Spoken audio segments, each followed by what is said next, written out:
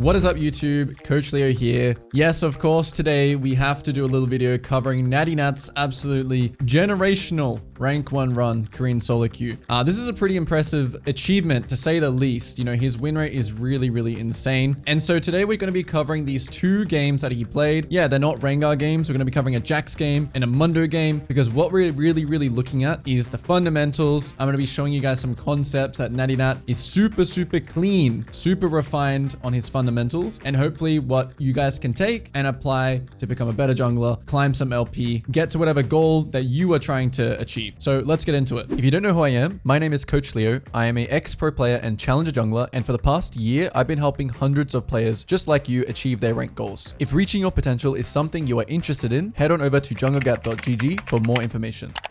So first things first, as we load up the Jax game, guys, I have a notepad here, okay? And this notepad is literally like, you know, the step-by-step, okay? This is like the step-by-step to how to get rank 1 as creator. No, of course it's not. But these are all the points. These are the steps in his gameplay that we're going to be learning in. So the very first thing that I noticed, you know, because I watched this game when he was streaming, is that, you know, he actually locked in level 1, right? He was like disabling TTS, you know, and so yeah, the first thing that you got to remove any distraction, because that mental stack, you know, your ability to think about the information is going to be extremely important. So yeah, step 1 is, you know, remove any distraction that you have and start thinking about that game plan. And, you know, of course, Natty here, you know, most of the time when I watch him play, to be honest, I'm not even sure if it's like 100% of the time, but if you're not sure where to path to, you just can't path to bot, okay?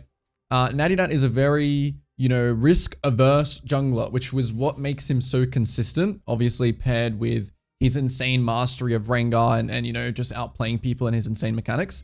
But he's very risk-averse, and so this is something that we can really copy and basically just copy-paste into our own gameplay. And I'm going to be going through some concepts that you can literally copy-paste into your own gameplay. And I'm going to show you and give you 2 games of examples. It's not just a one-off, right? I'm going to show you guys examples of how he does it.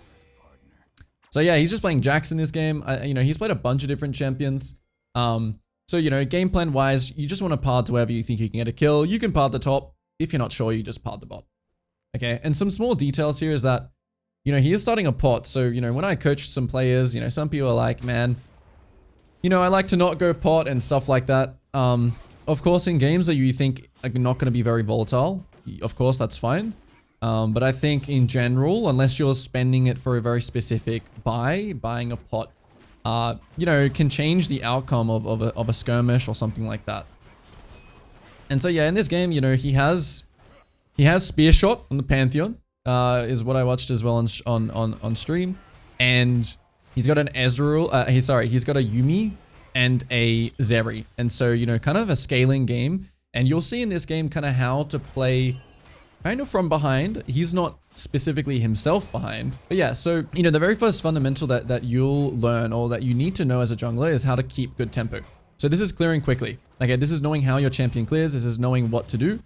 As we can see, we see the Lee Sin here. So now we can download. By the way, this is Jankos playing Lee Sin. Unless that's like something wrong. That's what I saw.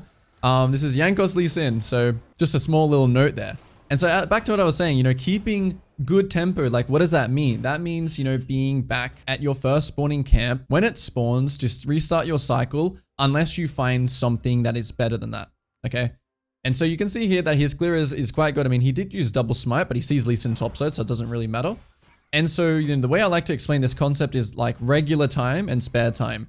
Regular time being when your camps are up. You only want to go for ganks, you only want to go for plays in your regular time if it's guaranteed. Now that you have some spare time, for example, if you learn how to clear quickly and you have, you know, finished scuttle at 340, you'll have a lot of spare time here. So in the spare time, you should look to go for ganks. Let's see what Natty does in his spare time, right? So a really great thing to do is just to ward the enemy raptors, ward the enemy jungle in your spare time. And as soon as that spare time is kind of up, right, he just bases immediately, right? There's no looking for a play here. He knows that it's very hard to kill Lee Sin. He knows it's very hard to kill TF. He also knows that Lee Sin is crossing here, so there's no chance he can steal the raptors. So immediately as he knows that, he just leaves. Boom. Finished. Another small note, right, is that he did not buy a pink in this round. So that's just something, you know, I generally think you're going to path the bot and the enemy jungle is pathing to top. I think buying a pink is great because it gives you an opportunity to do Drake. But I'm just giving you guys the, well, he's playing greedily, right? He's not buying a pink. And I think him not switching to sweeper here was also just a Jax thing. Okay, so yeah, simple. You know, he's back at his first spawning camp. He's clearing again. And so, you know, if you were to take a look at the map, right? In League of Legends, when you play jungle, you are consistently going to be thrown questions in the form of information on the minimap. So if you guys can spot the information right now on the minimap and what it could possibly mean to change your decision, that's very good. Because as you can see here in the top lane, the Ezreal Karma have actually swapped lanes. Okay, and so when something like this happens, for example, the enemy jungle shows bot, you know, you have to think, well, what can I take? Is his top side camps up? Can we take Drake? Can we take Grubs? What does this information here mean? This information means that if we consider our regular tempo and our spare tempo, why does NattyNatt not go to his Wolves here? Because he has an advantage in the top side. The Zeri also just has killed the Lee Sin, so he's taking the Drake. He's playing off the map's information. The map is giving him a question and he is answering it like this. If he doesn't, if he just takes his camps here, he may lose this free opportunity to take a free Drake. Okay, so identify the map's information and what it means. You know, we have numbers on the bot side because they swapped.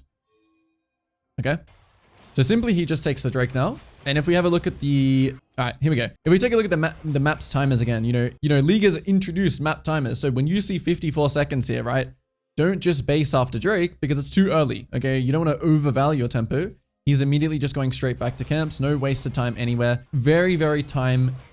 You know, his time management is probably one of his best skills. Okay, it's so consistent. And even though this may seem like simple to you, I can guarantee you in 10 games, you're wasting a lot of time. And of course, this is also about judgment and about, you know, knowing what plays work and what don't. But jungle is all about, you know, reading the map's information and being really efficient with your time and having really good time management. Okay, so next round, he's on his red. He's just back at his first spawning camp. Perfect timing, right? If you look at his timing here, it's the perfect timing. He's perfectly timing every single time this first spawning camp spawns, he's here. Okay? Unless he's getting something better. Where, like, a kill, enemy camps, like something better than just keeping good tempo.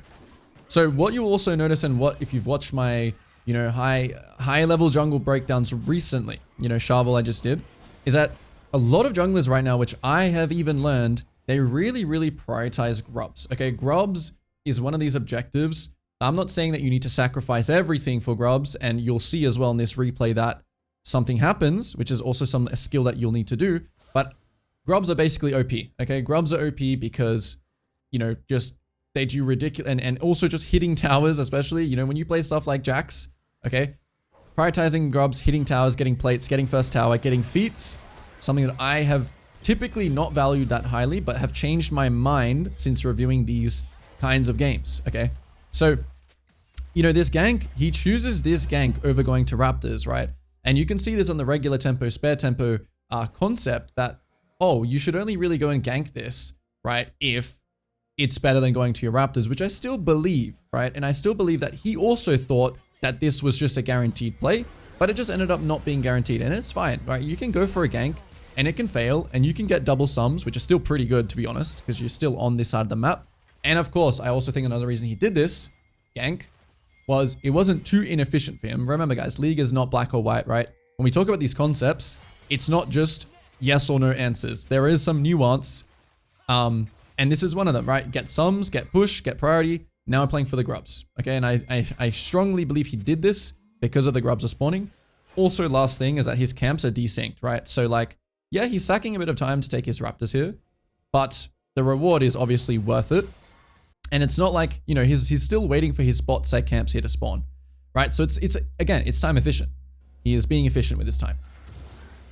So yeah, that's step 5, high value on grub. Step 6 is what you're about to see here, which is just the fact that he does not overcompensate in this play. So even though we have a high value on grubs, it's not like we're just dying for them. You know, we get chunked out here. It is what it is. The worst thing that you could possibly do here is try and die for a grub, and then you're off map while your camps are all alive. Because when your camps are alive and you're not taking them, that is very bad time management, right? You want your camps to be dead, and then you can look for a play unless, again, it's guaranteed. If this play is not guaranteed, if you don't know 100% that you win this fight, don't go for it, okay? Because you have camps up. So yeah, this was super, super good to see his discipline here to not compensate. You know, sometimes you just got to accept reality. Sometimes your top laner is not going to move. Sometimes your mid is going to flash in. Sometimes some stuff is going to happen. Accept the cards you've been dealt with. This is also part of playing solo queue, especially as jungle, but all roles. And actually, yeah, they actually ended up getting 2 grubs there with Morgana, so it was kind of lucky, but you know, he just took 1, smited it, and got out, and now he's back on his camp, being time efficient. So step 7, okay, is that we just basically talked about it. Notice when the fight is finished on grubs, you know, he immediately goes back to his camps. He doesn't hang around in that area. He's just immediately on his camps, okay? So we see our Pantheon die here, and you know, you may think, oh man, like, you know, that sucks, right? But what is the information actually telling you here? Okay, and this is a concept that I like to call an int check. Okay, you're checking if the enemy is going to int, if he's going to like hit tower here, or hit the wave here, or do something a little bit silly like base in the wrong location. And although again, if you're thinking about the regular tempo and the spare tempo here, right? Yeah, he's skipping his blue here. Yes, that's true. However, he considers this to be time efficient, or time, you know, his time management is saying to him, hey, I think there's like a pretty good chance, like 60, 70, maybe even 80% chance that I can get to this Cassante before he kills this wave. Or maybe he'll recall somewhere stupid, or maybe he'll go and hit the tower. You know, this is based on things like body language and things like that. So you can see again, it's not black or white. You got to be watching. You got to be reading the information that the map is giving you. Lee Sin's showing top. Can we take his bot side camps? Things like this. Okay. So in this case, he actually just goes for the Cassante. He catches the Cassante out. Now, the next thing, which is really, really important, okay? Execution, okay? So look how he plays this, okay? The first thing is that he's cutting him off, right? He's not running like this. He's not running like this. He's making sure to cut the Cassante off, okay? That's step 1 to this. Step 2, presses his smite button, right? He just smited right here. Still not jumping in, mind you. Still not jumping, pressing W, still not jumping, still not using E. So whatever champ you play here, okay? You must hold your abilities because the enemy can use their flash, so he's holding everything. And this is just fundamentals of execution. Cut off, use smite, don't use your gap closer until they do. So now he kind of messes up here and he actually misses the kill because of this. Okay, he still needed to cut off. So as you can see, rank 1 career players still make mistakes. Don't feel too bad. Just learn from the mistakes, okay? Just learn from it. So now he just takes the wave. Just, you know, it's right in front of him. Don't be afraid to, you know, take some, just to push out the wave. It's good. It's, you know, it's good for everyone basically, even though your Pantheon is a little bit homeless here. And so now we kind of get into like the mid game stuff. And honestly, I'm going to like kind of brush through this really quick until we get to the big things, because in this game, he's still kind of like, and something small to note here is that like all his camp timers, right? They're all kind of messed up now. So something I see commonly actually when I coach is that someone will like wait here to make sure they clear like this, right? But don't do that, okay? It's not efficient to be inefficient to try and be efficient. Just go to your camps that are alive here. So you can see here, just efficiency wise, okay, right? He goes and takes his Krugs, runs across the map to blue, but that's okay. Okay, it is what it is. It's fine. Okay, Lee Sin takes his blue here. He was a little bit late. You know, you can argue whether or not he should have like gone straight to the bot side or whatever. Okay, little fight happens here. They kind of have numbers, but not really because he's on the bot side, but hey, it's okay. Straight back to camps here after the play is finished. Nope, never mind. Sees another play that's he thinks is guaranteed because he has flash. Cool. All right, and then straight back to camps. So not taking Drake here, right? Very, very important thing to think about. He's not taking Drake at any of these points.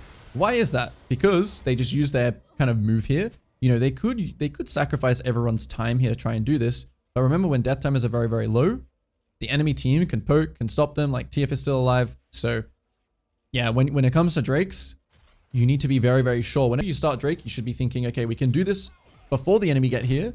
Or if we start this, we can turn around and just kill them if they come and contest. You should always think about Dragon like that. Okay, so since Lee Sin was still like good condition, full HP, and still he doesn't do it because again, the Karma is now coming back, the TF is there, the Lee Sin is there, you know, your bot lane is still top side. So, you know, especially when you don't know what to do, it's never wrong to do this. Okay, when you don't know, when you're not sure what to do, if you're not sure about this Drake, it's never wrong to just clear. Okay, so he just clears his camp here. Here he bases for Triforce. So, you know, you can make little little bases here, right? Like this, then you go back to your top side. Cool. And the next thing in the mid game that we're going to talk about in this replay is that, as you can see here, right, there's some stuff happening top. Again, he's not like instantly just reacting there and running there because they just have numbers top side. It is what it is. And so now in this situation, I know you guys can't see, but the Rift Herald, oh no, the Rift Herald's not spawning yet. Yeah, so there's just a bit of, nothing happening. There's a bit of nothing happening in this replay for a while. Just chilling, just farming, you know, calm jungling, nothing too crazy. Still nothing too crazy. You know, this is what happens to a lot of us as well, right? We're just like not really sure what to do in this situation. And usually what you would do is just like kind of get vision of somewhere, but he's keeping his stealth ward because he's playing Jax. But this is a timing where you would just run around here, get some vision. You can even go back to your Krugs if you really want to. And the worst thing you can do here is try and overforce a play, which is nearly what happens here. But he has very good discipline again, right? He doesn't overforce it. And I remember when he was playing, actually, he was saying, you know, Lee Sin can be here. So, you know, always considering numbers, right? It's the same thing again. If the enemy bot lane is bot, right? And your bot lane is top or whatever. Also, they have a TF ult, but TF ult's not up. But thinking about numbers is something that you really have to think about when you make plays. Because if the enemy has a bot lane and your bot lane's not there, then they can have a jungler too and it can be 2v3. Okay? So he just soaks up some more farm, waiting for his clear again. Cool. So we're going to skip to the next play, which is... Okay, so Morgana. So if you look at the information right now on the map, right? Okay, we have Pantheon ult. We have Pantheon ult. We have Zeri, right? Who has ult. We have Yuumi, who has ult. So it's really, really, like, what he does here is really, really good because you don't want to just give free Drakes, right? Especially when, you know, you have your ults, you have your tools available. So I really like the fact that he just jumps in here and it's like, hey, like, you guys aren't allowed to take this right now. And actually, he's the one who actually ends up taking it. And this is all also because if you look at the previous round, look at the enemy bot's conditions. Okay? This is the main reason why this drag is not allowed for the enemy. Because actually, the enemy Ezreal, you know, is actually needs to base. He's low. His condition's bad. So a great read from Natty here. Really great read. Be like, hey, hang on a second. This is kind of illegal. And by the way, we can take it because, as well, one more thing about dragons. Second Drake is basically as squishy as the first Drake, but now we have like items, okay? So the way you want to think about drags is that the first one is very hard to take, and you need to be careful, especially doing it early. Second one, when people have items now, look, item, item, item, item. Second one gets one shot, as you'll be able to see here. Third one now gets really tanky, right? So again, so the first and the third drag are tanky, second and fourth are squishy, can be one shot. It's kind of how you want to think about Drakes. So immediately when the play is over, we're just backing off. Straight back to camps. More downtime. More just chilling in the game, right? And, okay, your Pantheon dies. He's looking to trade, right? He's looking to immediately trade the Rift Herald. But however, something happens mid. So this is also part of jungling, right? Just clearing camps near your team, reacting to plays. This play actually wasn't very good because they have TF. So ends up getting one kill and dying for it. But it was close. Okay, so you got to be, again, numbers, very, very hard to play, especially against TF, when they can be everywhere. Morgana Loki clutches up, next round. You don't want to match them on the objective. You want to trade, okay? So match when you're stronger, trade when you're weaker, which is what Natty is doing right here, right? He's cross-map. They're playing here. We don't want to match them here because we don't win this fight. And we, you know, can't really get these camps. So we're doing what we call a cross map, a trade. We're trading his bot side, enemy bot side camps for the Rift Herald. And this is sometimes what you have to do if you're on the, even though they have more kills, they're still down gold, right? The game is in a very good situation for them. It actually only gets better for them because they outscale. And so he's trading. Okay, don't be afraid to give objectives. I know it's very, very hard in solo queue to give objectives because everyone just wants to fight everything. But match trade minimize is something you're going to keep hearing me refer back to. Match trade minimize. And so here when there's nothing left to trade, okay, Cassante, literally Thanos weak side. I can't trade this anymore. He's already used his one move here for the enemy's one move here, right? So make sure you don't do two moves in a row. If they take this and you take this, it does not mean then you can also take this. That's the second move. They can be here. They can be matching you now. Okay, so you trade that one move for one move. So now you're just going back to your camps. Okay, and this is something I also talk about uptime, downtime.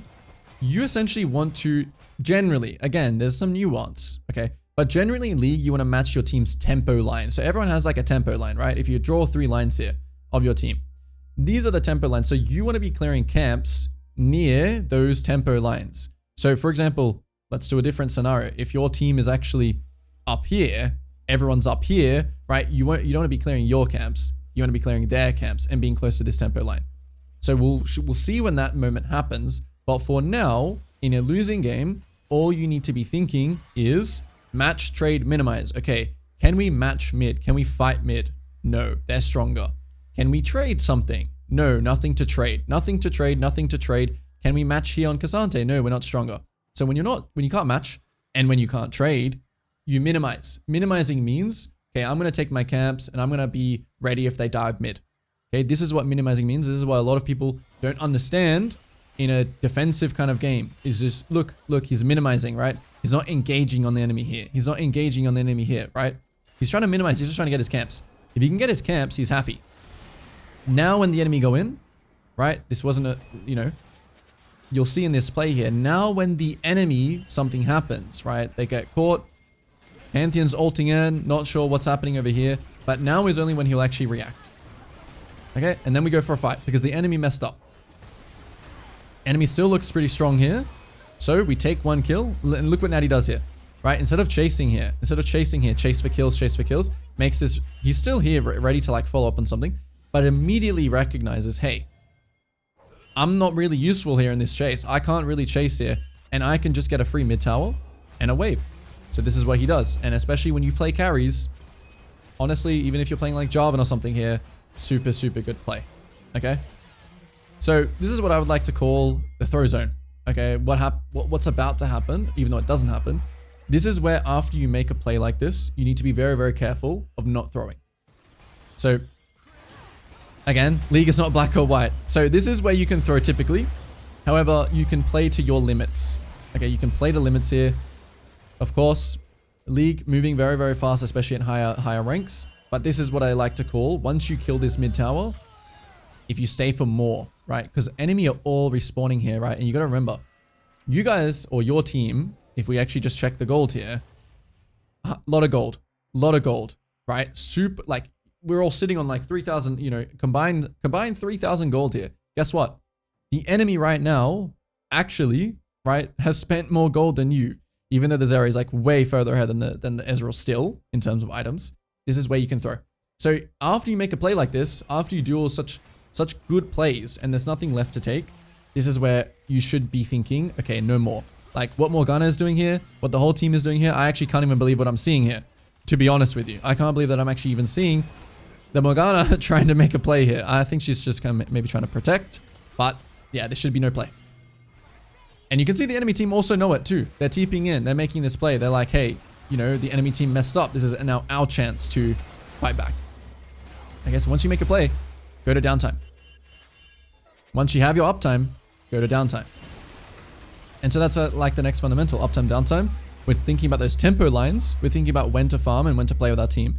Essentially, right, in the mid game, you want to sync with your team. You want to pressure when they are pressuring. And you want to base or farm when they are dead or, not pressuring, essentially. Okay, so I'll show you what this means, what I mean by this. Okay, so another fight happens. Yeah, of course, skip your camps. Looks like a good fight, so go there. All right, make sure you don't just die here and then just like autopilot, right? I could see many, many players here not being aware of this fight here, not analyzing the fight and just like pushing. So it's very, it's contradicting, guys. Like when are you supposed to just push here and play for yourself? Didn't he just take the mid tower? Yeah, but it's a judgment call. He thinks here that this play is going to be a long play, which it does look like because they're going in. He thinks that his team can live for until he gets there and he moves to this play. There's a judgment call at the end of the day. Okay. So the Pantheon dies. I think they were thinking about Arakan here. Again, be very, very careful about starting Arakan too early. Be very, very careful about starting Arakan at 20 minutes. This objective destroys, and you can just see he's playing some downtime here. So this is what I mean by when the tempo lines are all messed up. Okay, if I was to draw some tempo lines here, this is Zeri and Pantheon's tempo line. This is Morgana's tempo line. This is Yuumi and Jax's tempo line. So in this situation, you would never want to be like trying to pressure something. You would never want to be like pushing this tower. You would never want to be taking enemy raptors, taking enemy blue. I say never, obviously, again, nuance. Okay, there can be some situations, but generally thinking when your team is down, right, their tempo lines are not ready to play, this is where you just farm your camps. Okay, this is where you just farm your camps. Or you base with them, and you should be running out of base with them right now. Again, I actually think Natty low-key, if I remember correctly, makes like a mistake here in terms of uptime, because this is when his team wants to pressure, right? But he's basing.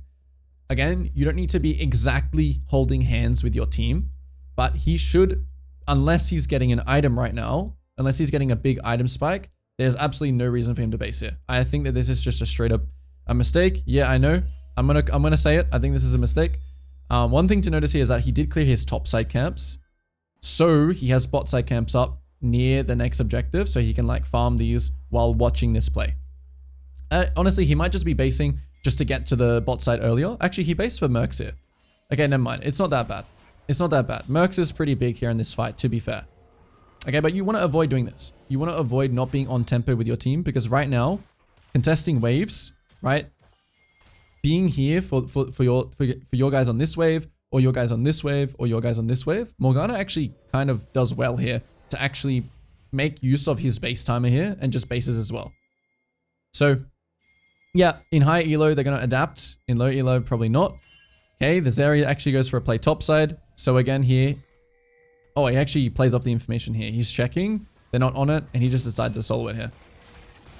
So this is again the enemy giving information, and you know, the Lee Sin's topside, they make a pick topside, he just does the Arakan. So even when, so the thing about playing uptime, right? The thing about this kind of play, if we actually analyze it, right?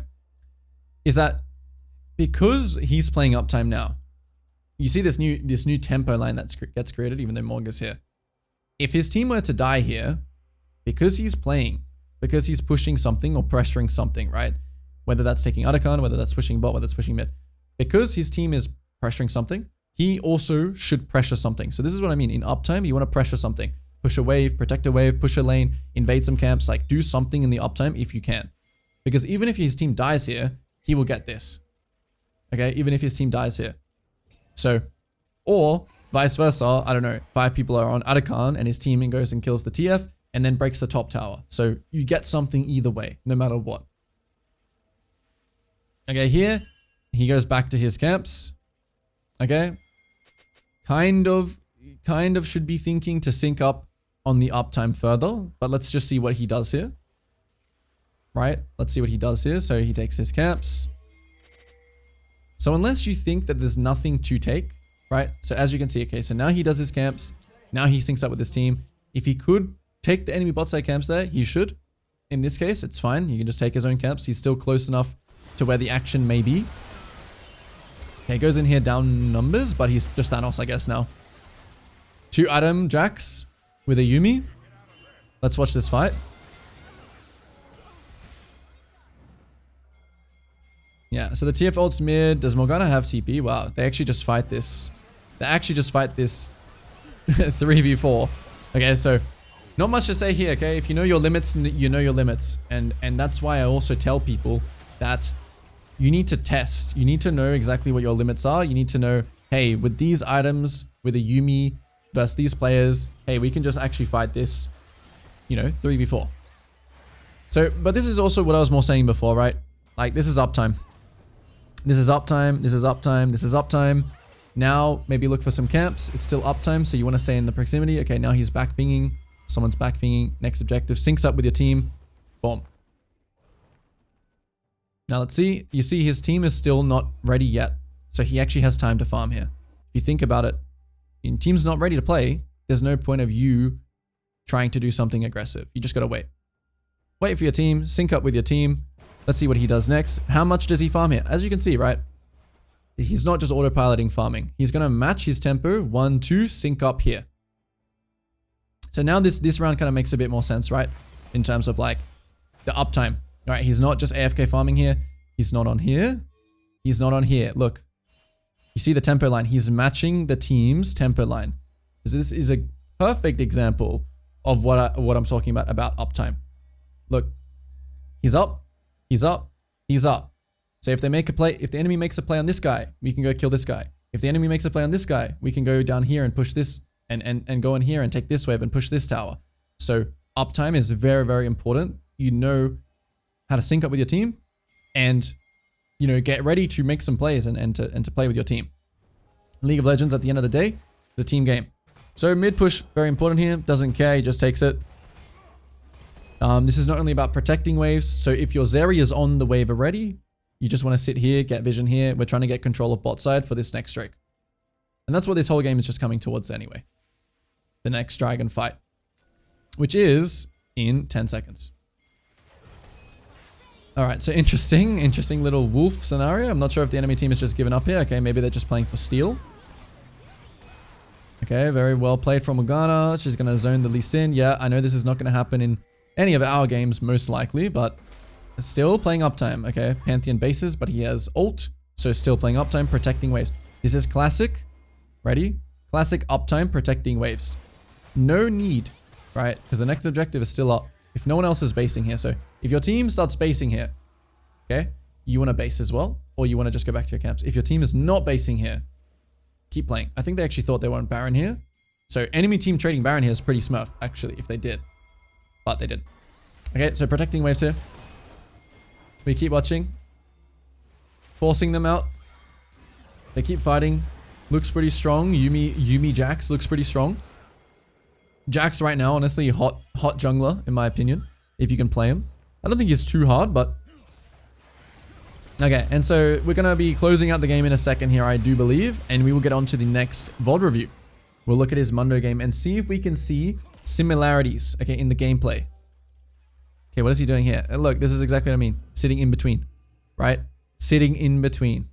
So, again, he's not going back to his camps here. He's not going back to his Grogs. He's not going back here. We're ending the game now, and mid-game is all about waves. Okay, mid-game, especially when you have Baron, is all about waves. So we're just waiting here. In between, if they go top, we can react to top. If they go mid, we can react to mid. This is a very common high elo strategy, which is playing two lanes. Okay, it's kind of called like a 1-3-1. You have one person pushing mid, you have one person pushing top, you have three in the middle. If they try and go for your mid, you can react or you can react, depending on what the fight looks like. Yeah, I know this is not going to happen again in any of our games, probably. Okay, so the enemy team just FF here. Cool. All right, let's move on to the Mundo game now. All right, so yeah, if you're wondering, this is called Lolimo. You can just search the player's name here, and you download the thing, and you can just spectate games, even if they're not from your region, in case any of you were wondering. And so as we will enter this next game, I have watched this game already, not super in-depth, but you'll see some different kind of fundamentals happening in this game, which are also very interesting of how he plays with a champion like Mundo, which he plays like a Giga Chad, and he plays like 10 CS per minute like usual.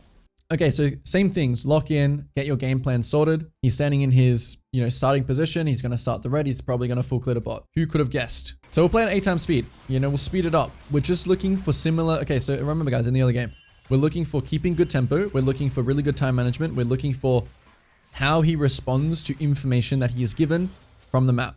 Okay. So right now, just full clearing.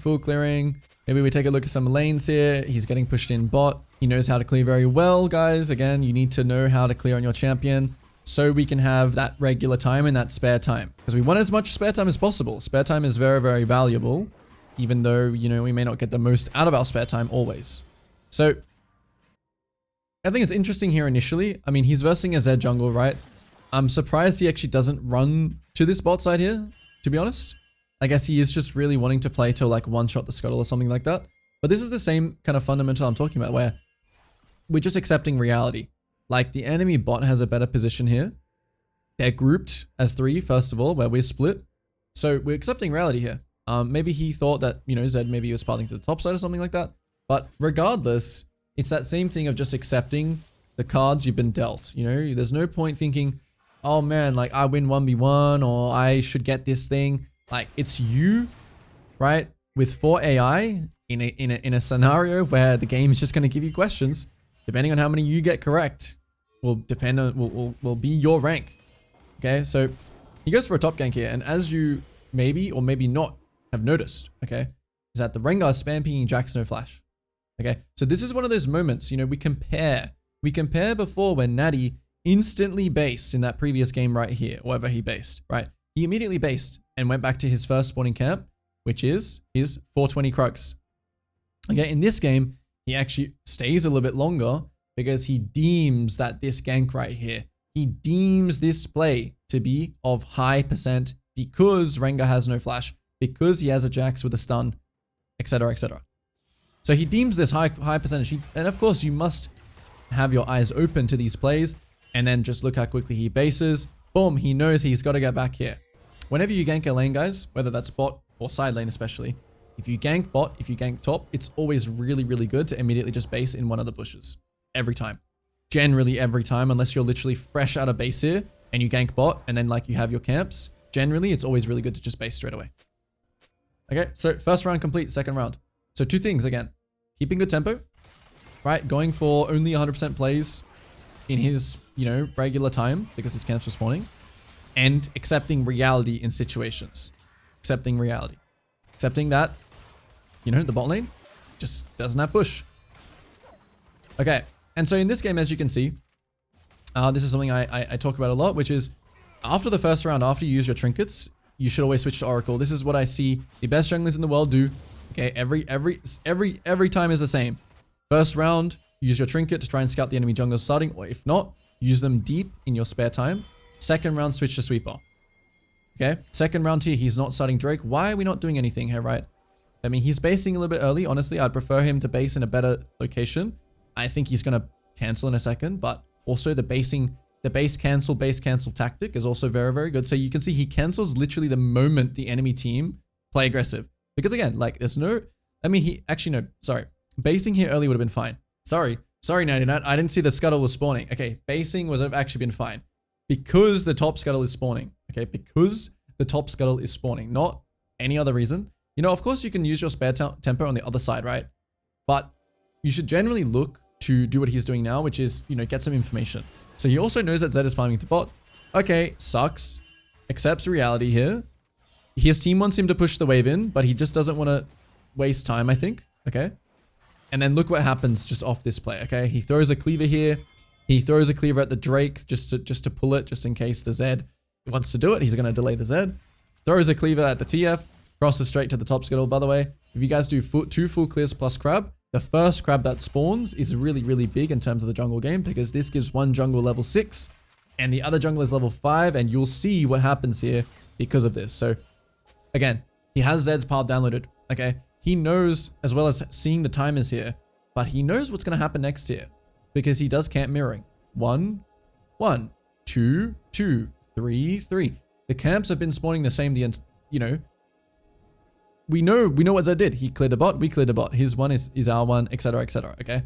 So once he takes this, he knows here that he knows exactly where Zed's going to be, right? Unless he was on Drake. In that case, he would take all his topside camps. Okay, very important to note here. Guys, do not just walk in here and say hello to Zed. Make sure you jump scare him. Okay, make sure you jump scare the enemy because, you know, there's going to be a better chance of you either killing the Zed here, letting Zed use his cooldowns on the buff, and say, thank you. Thanks for the leash, buddy. Chunk him out. Pair your E with smite. Make sure you pair your abilities with smite. Remember, the big reward here is how efficiently we've just done everything, okay? All this time, our camps are just ticking down. Okay, our camps are just ticking down. And so his efficiency is just insane. He gets 2 camps here now. Now, he immediately leaves. Why? Why, guys? Why does he immediately leave here? He's level 6. You know, he just stole Zed's like blue buff. Why does he leave here? Because he doesn't deem that this play in his regular time, because his camps are back up, right? He doesn't deem that this play is guaranteed. Enemy team can move, right? Enemy team has inside track here. He doesn't have his smite yet. So he just simply says, well, I don't think this is a high percentage play. Unlike me stealing his blue, I'ma head out. I'ma go back to my camps. All right. In this case, what do you guys think is happening here? Why are we going Raptors to Krugs here? Because The grubs. Okay? The grubs. Priority on the grubs. You see here, drag is up, his bot side camps are up. This is what I mean. This is why I'm making this conclusion that I believe that these guys think that grubs, and I also personally believe that these grubs are very, very OP. And it seems like they're just the meta to prioritize grubs. Okay, so I'm just letting y'all know. You don't need to die for them. Like in the game one, you just saw he did not die for them. But there is a very high priority, okay, on the grubs. So do with that information what you will. Okay, and then again here, immediate base. Immediate pressing B. He knows what he's going to do next. He's going to base and go to his bot side. Zed can only do one move. Zed can only choose one option here. Zed can either take your blue Gromp, but then potentially lose the Drake, or he can take the Drake, but then your blue Gromp is up. So it's just a trade of objectives. One move, okay? Think of the game like moves. Taking blue and Gromp is one move, so Zed can't do everything. Also, pinging like your team to cover your bot side there is also really, really good to do. Okay, so here, right? You may be thinking, why is he doing this? You know, why doesn't he do like 1, 2, 3, 4 and just like do a clean clear up? Doesn't matter too much, guys. Like, just do whatever is fast. If throwing a cleaver here and pulling this way and doing this like this and then pulling a cleaver here is faster, just do whatever's faster. Okay, the cycling, the camp cycling, and some people get caught up on this. It doesn't matter too much. In a very, very slow default game, it does matter. Yes. Of course, like cycling this with this. If nothing else is happening in the game, yes, it does matter. But things are happening. Okay, you can see here, he doesn't care too much about cycling this together. He cares about getting involved here. He cares about getting the scuttle crab, etc., etc. He cares about reacting to plays, keeping your eyes open, being ready to fight, and still farming efficiently, even though his wolves and his grump are not exactly paired up now. And in this situation as well, I found it interesting that I believe he has enough. I'm not too good with item prices, I won't lie. But I believe he has enough for his heartsteel. But he greeds. And I think greeding is so great here. Why do I think greeding is so great? Every time that you base, okay, you want to put all these camps on timer. Because the most efficient thing that you can possibly do as a jungle is base when these camps are just ticking down. If you base and they're not on timer here, right, it's an inefficiency. So even when you have enough gold for an item, I do think greeding is good. Second reason why is because there's no objective. So there's no reason for Natty to be like, as opposed to the other game where he actually based for Triforce as Jax here, right? He based right here for Triforce because his tempo was actually valid on the map again, I think. Okay. So when you feel like you need to be back on map because there's an objective, because there's a fight, because the game is volatile, maybe because bot lane has no sum, something like this, you can think to value your tempo, but his tempo is not really that valuable here. That's why he overbought. There was no reason for him to do those topside camps because, as you can see, he has like way more gold than what he needed. Okay, so spare tempo. All right, make sure you're not waiting here for 15 seconds for your wolves to spawn. Okay, go do something. Spare tempo jobs. Okay, spare tempo jobs is using your sweeper, is using your pink, getting control of somewhere. Ready? Spare tempo. So all of this, right, looks like he's not getting anything, right? But it's spare time because his camps are not up yet. So he's allowed to do this. He's allowed to do this. This is good. This is very, very good. Okay, his wolves spawn now. So yeah, his camp cycling comes back to bite him. But as soon as that spare time is up, right? Look, spare time is up. Okay, he's a Giga Chad, so he actually doesn't go back to his bot side here. He sees that top scuttle is spawning in 20. He sees that blue is spawning in 11. He sees that he has like winning top and winning mid. So what does he want to do when he's winning? And you guys remember those fundamentals that we just talked about. It's match, right? Match or trade. Is there anything to trade here on the bot side? No, he just walked past all the camps and he checked them. So if Zed's bot side, if Zed's bot side is all gone, Zed must be top side. And we want to match when we're stronger. You see what you see when applying these fundamentals? When you can think here, when you're thinking about going back to your bot side here, you think, hang on a second. Zed must be top side, which is where you can see here, like lots of spam pings to the top side here. Hang on a second, I'm stronger than Zed. Let's go top side. And by the way, when you're thinking about match or trade, this is also a team-wide thing. Okay, if your top is just getting absolutely super destroyed here, don't expect the top scuttle, or maybe if your mid's getting super destroyed here, don't expect the top scuttle to be yours. It's a team-wide thing. Match, trade, minimize is a team-wide thing. Just because you're super strong doesn't mean, you know, anything. Okay. So here we go. Super strong, you know, forces his will to be to everyone. You know, he's gonna play here because he's strong. He's going to play in between because he's strong. And, you know, I get asked a lot, like, when should I invade? It is a difficult thing to know when to invade or when to not invade. Obviously, this can change and it's relative to your MMR, but I think if you just, you know, match when you're stronger, that's good enough. Okay, TF goes top here. This is also Natty playing to his limits on a champion like Mundo. As soon as he hits one item, time to fight. Time to party, okay? So, something I also consistently see is he plays around item power spikes really, really well. So let's see what he does here, actually. Is he going to greed and just full clear down? Because I think that would be a pretty good play here, considering that there's no objectives, right? No objectives up. Dragon 1 minute. It looks like he's just going to 3 camp into base here. Okay, so Dragon in a minute. He's going to 3 camp then base. I believe. Maybe he doesn't. Maybe he greeds. Yeah, he bases. Okay, cool. Oh, the dragon is spawning way earlier. What am I saying? This time is a blue buff, not a dragon. Okay. So yeah, he based it because there's a reason for him to be on the map. Right? And remember as well, guys, so many times I see players, right? They're bodyguarding, right? So many times I will see like a Mundo here, instead of doing his 3 topside camps, he'll just base and then run straight to the Drake. Remember that you want to be efficient with your time.